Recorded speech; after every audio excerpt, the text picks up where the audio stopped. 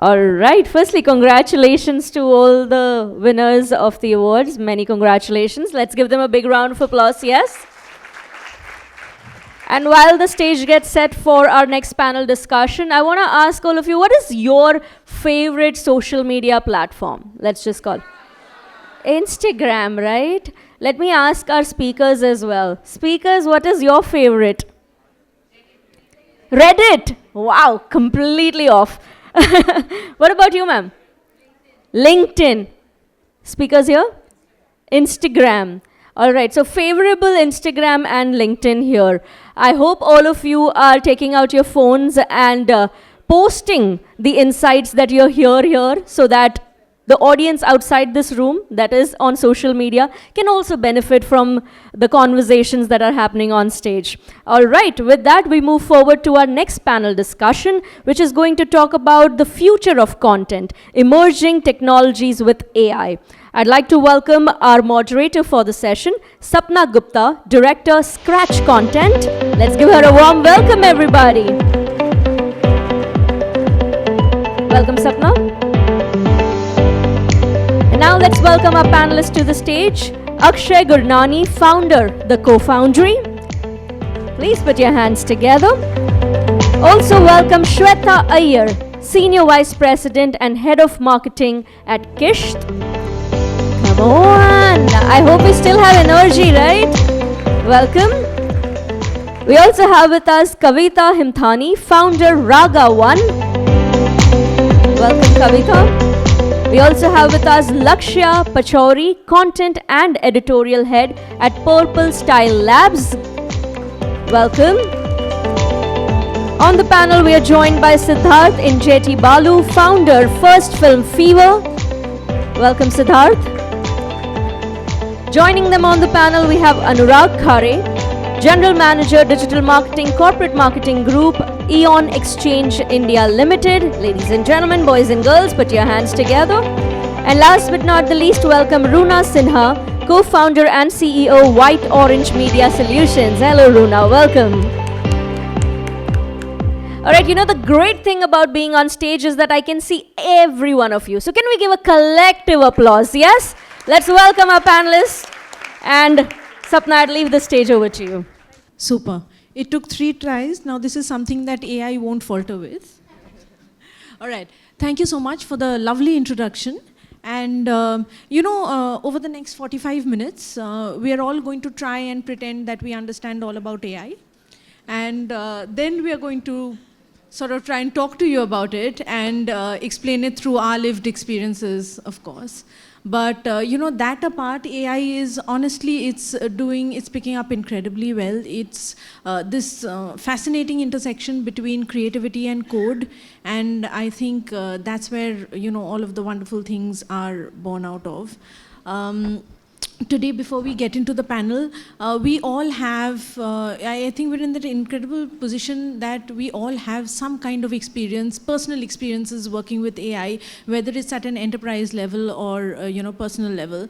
And all of us being in the business of content, we used to, even up until a year ago, we used to sort of talk about saying, creativity needs a little bit of headspace and good creative needs time. Turns out that creativity needs a little bit of server space and about 2 minutes of time now. But having said that, what's important and where the link is still as far as a mile is that we do need to keep the human connections going. How far can AI take us? Really incredibly far, much more than content creation. It's about prediction, it's about data, it's about analysis, it's about scale, right? So let's explore some of that and more as we go through the panel. Shweta, can we begin with you?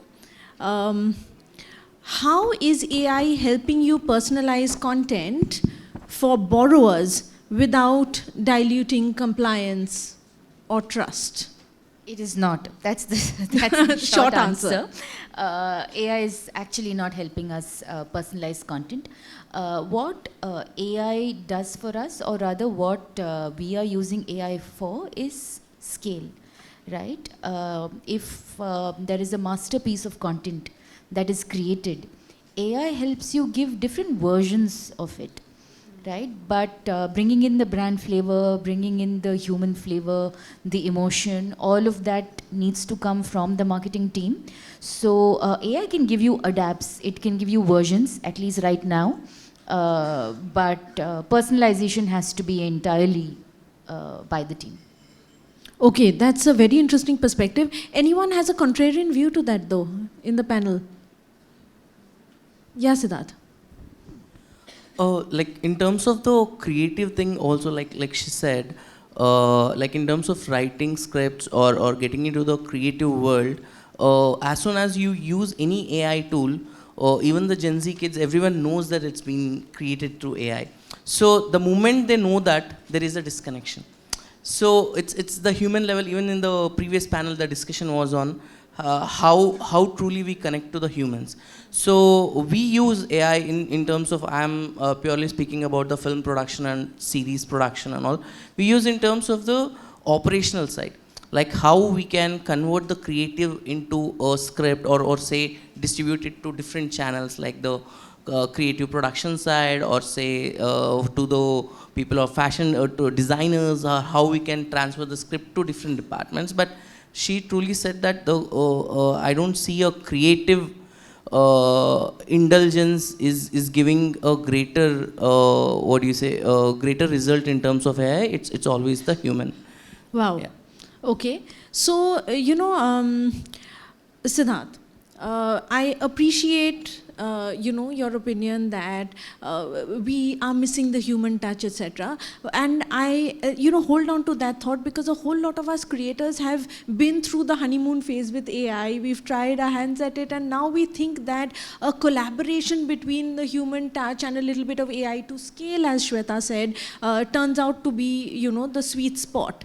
But Akshay, can I ask you in this respect, now that we know that there are certain pitfalls, etc., there is, like Siddharth said, the possibility of turning off a Gen Z kind of an audience with inauthenticity that usually is associated with AI-generated content, right? So, according to you, Akshay, what are the most common AI adoption mistakes you see agencies and founders making today? Are there any that you have spotted, and what are the most common? Tons, actually. So, just to give a background, I'm pure agency background, 15 years spent at agencies, scale agencies, build agencies. I'm also consulting a bunch of agencies now, in terms of how to help them scale. And I think the biggest sort of mistake that I'm seeing agency founders do is that, the agency founder typically comes with his own bias towards particular tools. So they'll try to implement that for the entire agency. And now there's always an inertia from the team that, will this AI tool also take away my job, right? There's still a fear that a lot of the younger, again, Gen Zs in many cases actually have a fear that, will this AI tool in due course, in 3 months, once the company gets comfortable, will my job go away, right? So I think it's very important that if you're implementing AI into the company, implementing multiple tech stacks into the company, it's first important to educate the team on A, how to use it, and B, to give them the comfort that this is not to take your job away, but to make it more efficient, right? I think second big mistake that agencies make is that they feel like if I'm implementing tools, then the entire workflow can be done only through AI. And this is, again, contrary agencies who think, AI agencies are the way forward. Absolutely not. We spoke about the humanization aspect. We spoke about the human inciting aspect. That only comes from the human. Again, from an AI perspective, it's a typical parlance, right? Garbage in, garbage out. Yeah.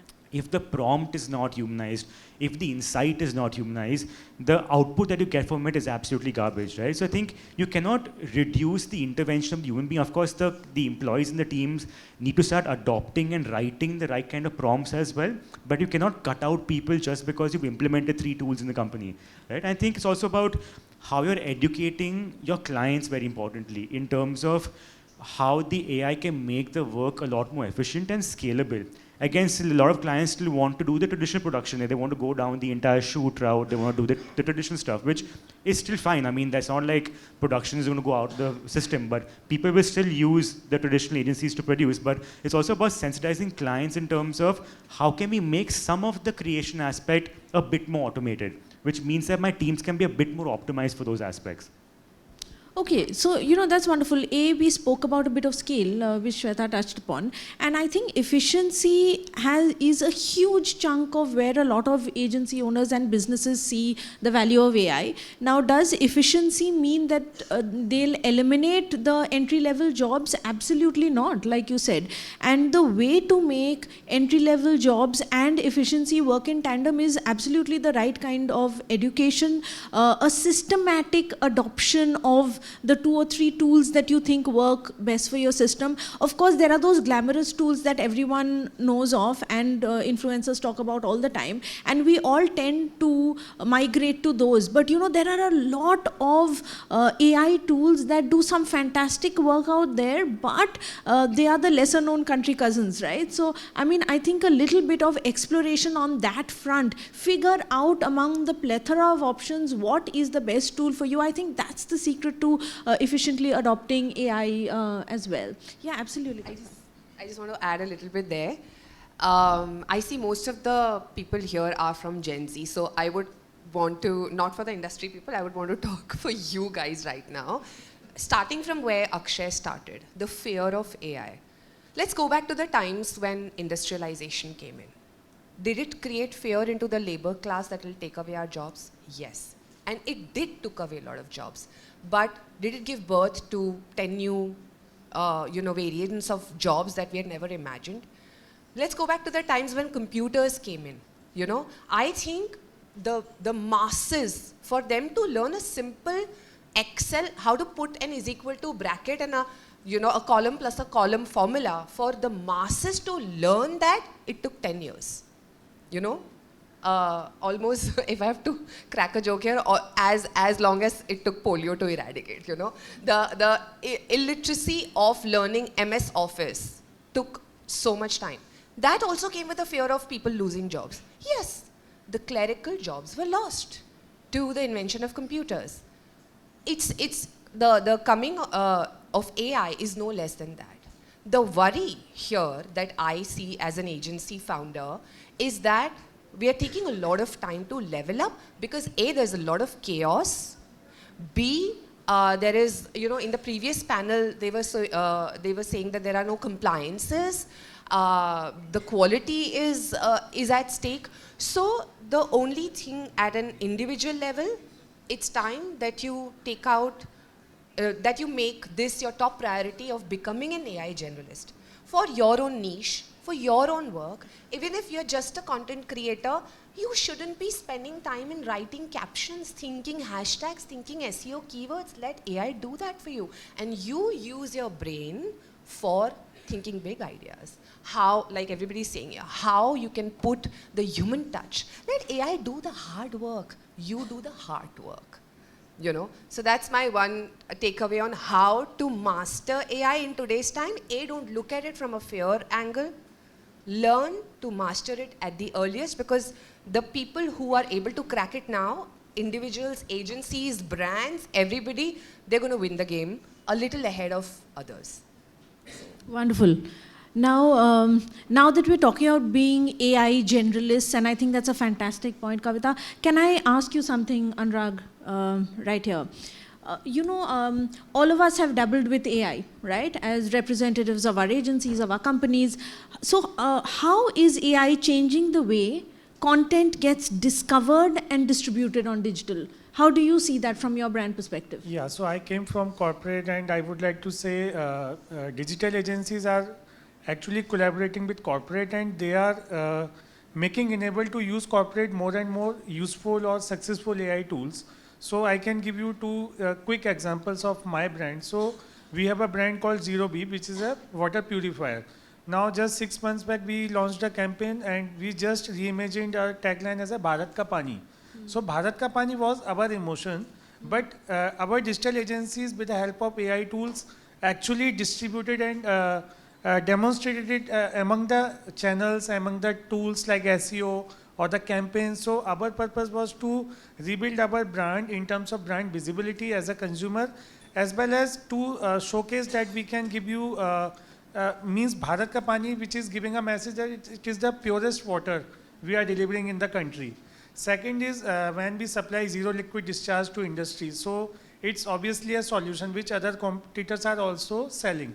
But now we are saying convert your affluence into resources. So we are just saying we are not selling anything. We are asking you to make your money with your waste.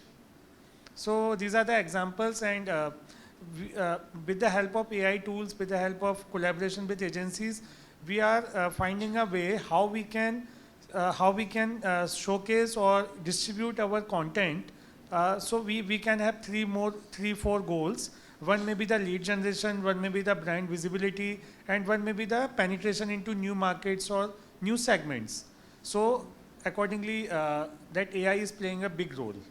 You know, that's actually quite fantastic, because I think a majority of people still look at AI from the generative aspect, right? How can we create content, etc. But it's so going to be so smooth to A, collaborate, B, generate ideas, C, track, right? Like you said, lead generation is something that you're doing, and AI can absolutely revolutionize that, right? Yeah. So, and make it so much simpler and more intuitive for people also to take part, right? So I think that's a fantastic new perspective to the discussion. Siddharth, I'll go with you next. So, you know, you're from the film background, etc., entirely creative, and one of the more difficult things to create. So, when even generative AI came about, it started with text and everyone went, wow. It moved on to images and everyone went double wow, you know. And then you came to film, right? And that's your medium. How do you integrate AI into film content, development, of course? And this, I'd ask you to span across scripts, pre-visualization, even audience testing, right, when it comes to A/B testing, etc. So in what ways have you seen AI pick up in the film space? Right. So before starting that, I just want to tell that AI, first we started testing when I was working with Pocket FM. So the A/B testing and everything, like even a small dialogue or say a small thing before it gets into a human level, we started testing it through an AI, and we used all the performance marketing to test it. So once we get validated with few of the audience around the people around the digital space, only then we are going to convert into a human level. Right. Now when it comes to filmmaking, in today's time, if you are a young filmmaker or if you want to pitch your content to any producer, or say your vision to a producer or any studio in today's time, it has become very easy through AI, because now you can generate a script. If you don't know the how an act one, act two, all the technicalities of filmmaking, even if you don't learn it, but if your heart is at the right place of telling a story, then AI can help you to do that.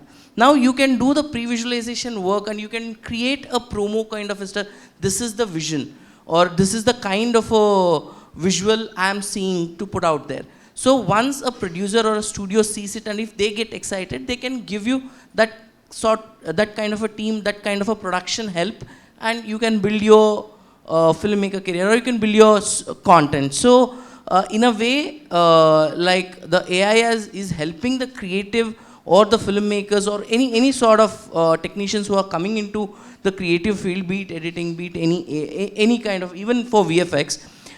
Recently, like Anirudh, who's one of the biggest music director down south, like he was stuck in writing lyrics, and he used ChatGPT to fulfill his lyrics, and that's for Rajnikant's film, and you don't even know, right? So it looks so seamlessly. So you can definitely help it to enhance, but it can't be the base, right? Okay, so let's keep it clear that if I'm hiring someone to segregate my production design, I can use AI there. But to create a production, to know how the visual is looking, again I can use AI, but to create it you need a human, on a human level. To create a design you need human, but on a digital space, quickly you can see that this is the output I am getting on a AI. So okay, this is the scale, this is the output, and you can easily figure out what is the cost, what is the production, how it's going to look and all. Yeah, I guess mostly 40% of the work in the creative world can be figured out through AI, and it segregates a lot of work. Yeah. Wow, that's a huge number that you've put to it.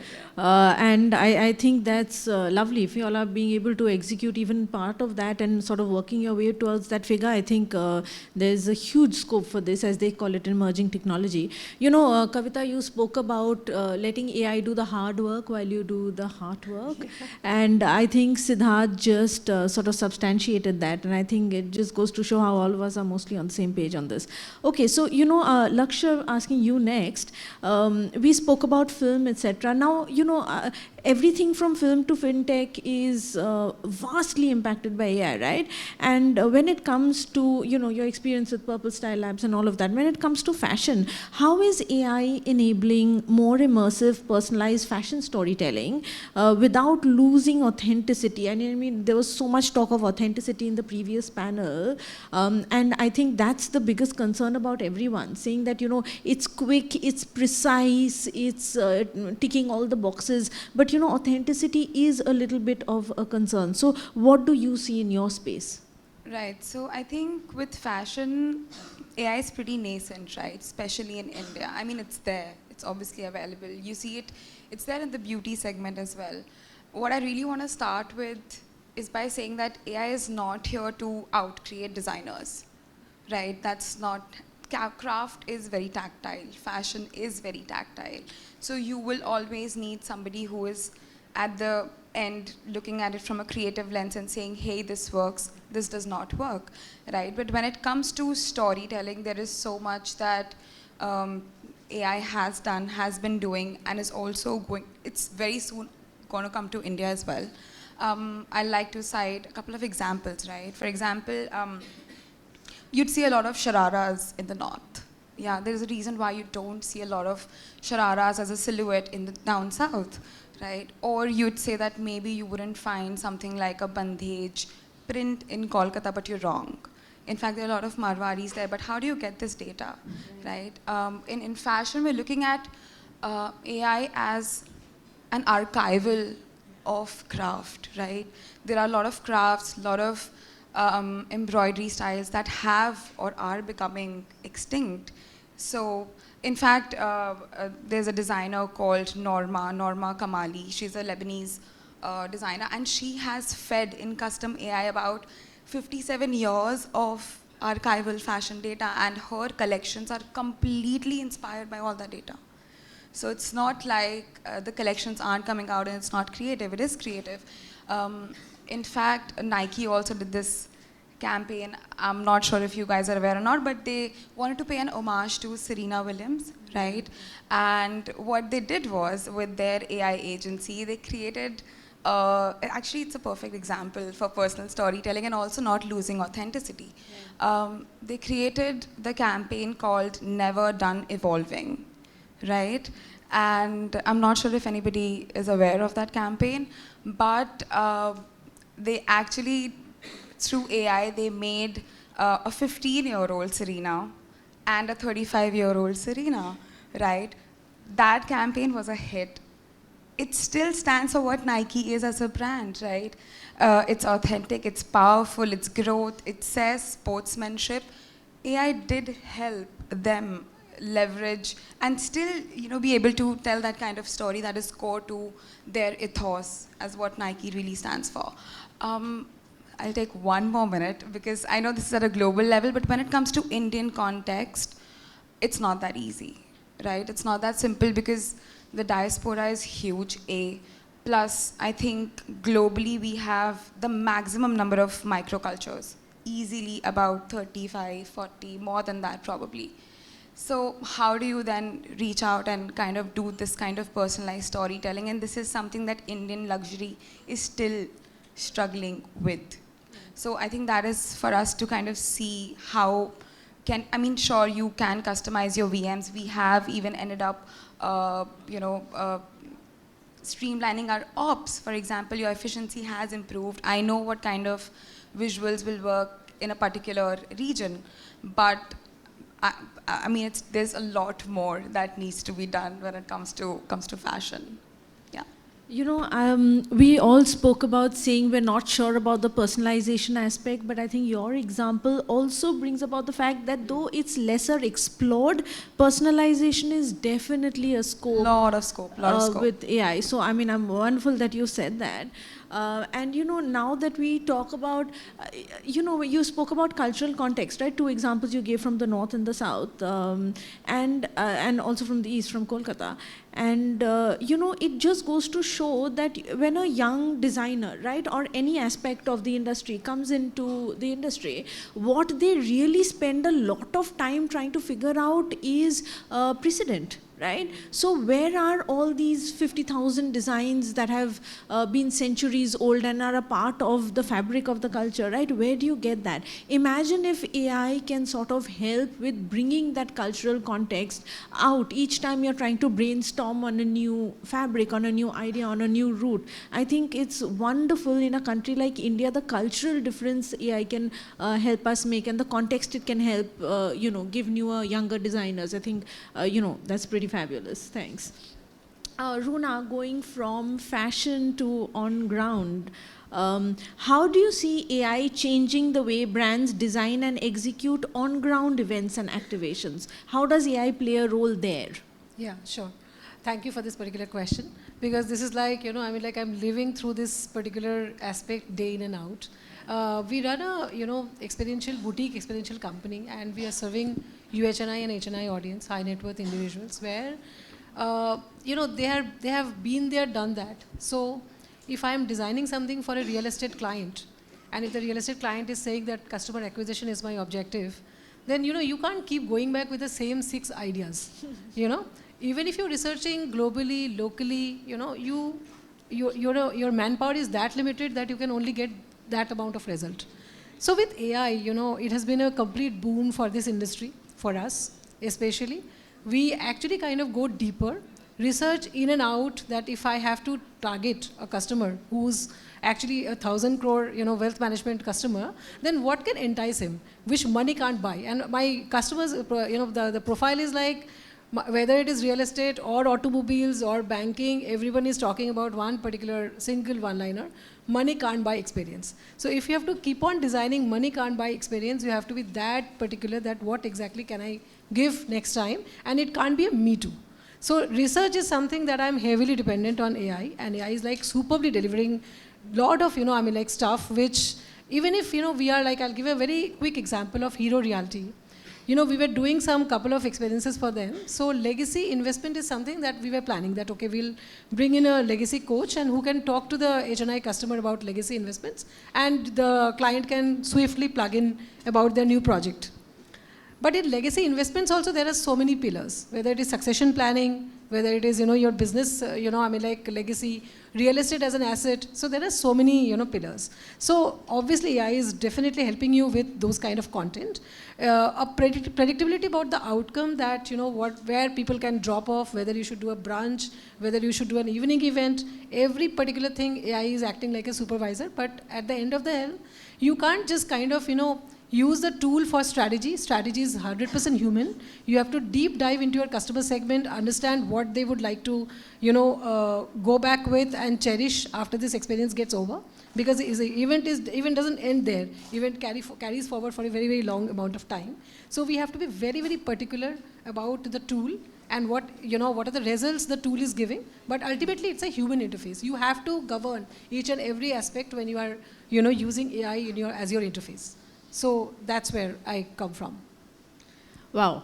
So I've just been told that we're sort of running out of time. So I'm going to quickly do 1.5 last questions. One last question to Kavita, but the half would be, you know, maybe right at the end of the panel, just to sum it up, maybe we can have a quick round of 1-sentence answers on, you know, AI is glamorous, AI is fantastic, but are we as content professionals monetizing AI? Is AI just helping us make life a bit easier, or does it actually have monetary value? But while you think of your 10-word quick Twitter-sized answers on that, I'm going to quickly ask you, Kavita, so how is AI changing the way you plan and produce content across organic and performance channels?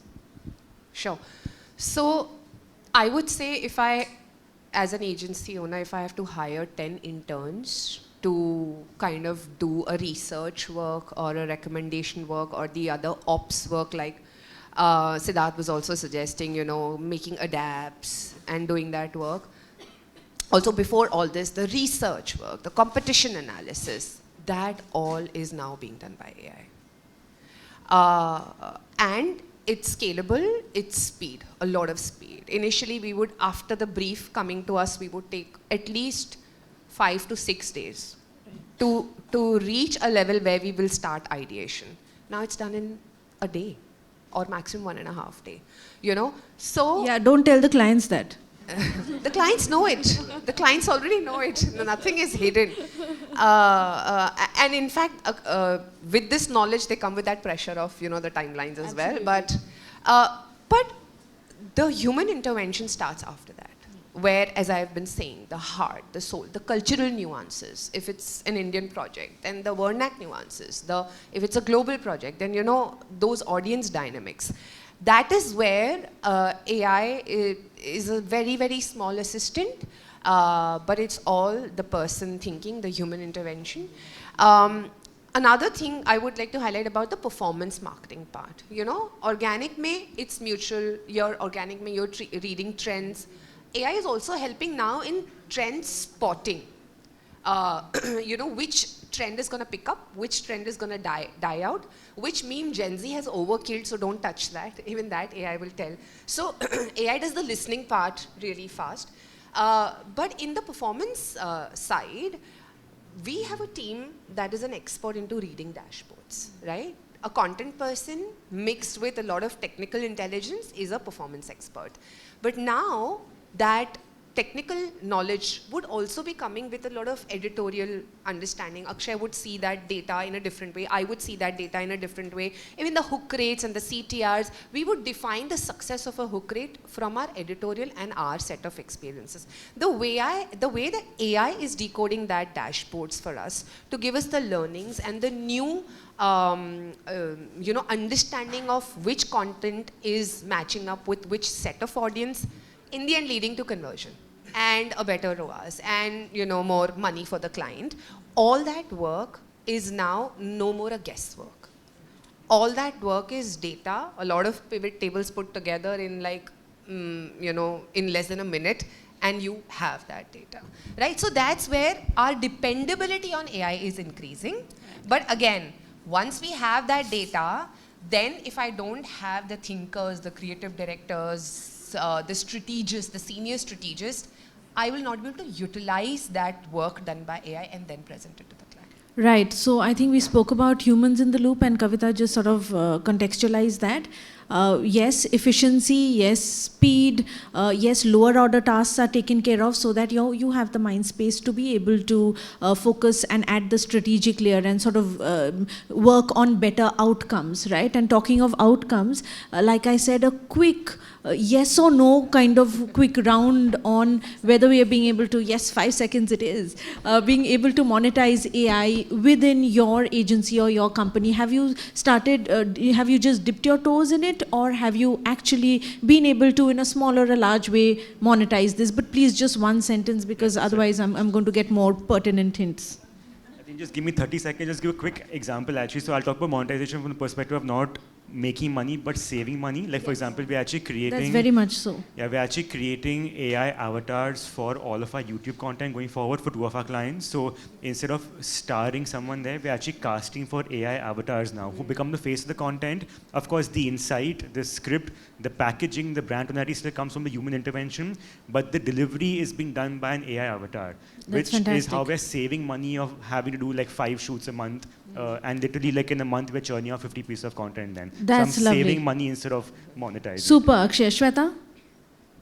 On same lines, I've saved a lot of money in terms of the kind of people I've hired. Right. I've saved money in terms of the creative resources, especially. Right. And in terms of making money, I think what I mentioned earlier in terms of speed to market, in terms of scale, Right, right. all that has resulted in, of course, it's a revenue generator when you actually deploy some of those campaigns faster than what Super. it would normally. So yes, there is saving and there is monetization. Lovely. Thank you. Lakshya, anything? Yeah, I mean, just honestly taking from what Kavita had mentioned earlier, right? You have to let AI do the hard work and you do the hard work, and that aligns really well with creative spaces. Right. Something like fashion, something like beauty, something wherein you have to create something creative. So I think utilizing AI, and we haven't done that, like, just FYI, we haven't done it, but then the idea is to utilize it in a way wherein we end up doing more work, which is so basically using AI to kind of expand your imagination Right. and creativity, and not kind of latching onto it and creating same kind of outputs. We aren't there yet, but I think we'll get Getting there. Yeah. Great. Siddharth? I'll just give a quick example. Like I told one of my marketing guy to create a ROAS campaign, but Right. he was not available. Then quickly an intern took it, and with the use of AI, he created the campaign. Now, the thing is, he may not know what exactly the CTR is, what is that delivers, and all what is the nomenclatures exactly mean. But still, he created You it. had a workable wireframe. Yeah. fantastic. So it definitely gives us the access to give a lot of space to youngsters or anyone who's coming into the industry, who's sitting in a board meeting also need not to understand what a CEO is talking, what Lovely. a founder is talking. So, but still he can just Google and he can figure out his life. Great Yeah. first step. Anurag? I will add 3 points how AI is helping. So first we are engaging our audience or our ecosystem into by knowledge, like what benefit or USP our company solution can provide, and then later part to the commercialization. Correct. So we are not directly going to generate an inquiry. So AI is helping into that. Second thing is predictive content ROI. So like if we as an exchange are dealing into industries, institutions, communities and realities. So 4 different contents we need to develop and we can get the ROI specific to the segment. And third thing is definitely it's giving micro monetization. Absolutely. If I am pitching to a builder as a selling my premium water purifier, my monetization result will be different. If I am pitching to industry, my efforts will be different. Lovely, Anurag. Thanks. Runa? So basically, there are 2 things. One is alternate, methods of revenue generation. We are just, proposing our clients, post-event content, which we can amplify. Right. And as far as the elevating the experience is concerned, again, proposing the client for fresh monies, in terms of giving CGI videos, Sure. AR, VR, platforms. Right. So those are the things that we do, in experience. Yeah. Okay, so I think perfectly to end this, AI is no more really a vanity sort of a metric. It's going well beyond. People are monetizing. We're seeing value. The important thing though is human in the loop. And real connections and to ensure that authenticity isn't compromised in any way. So thank you so much to everyone on the panel. It's been a pleasure. Thank you. That was a wonderful conversation. And now I'd request our moderator to please present a token of our appreciation to each of our panelists.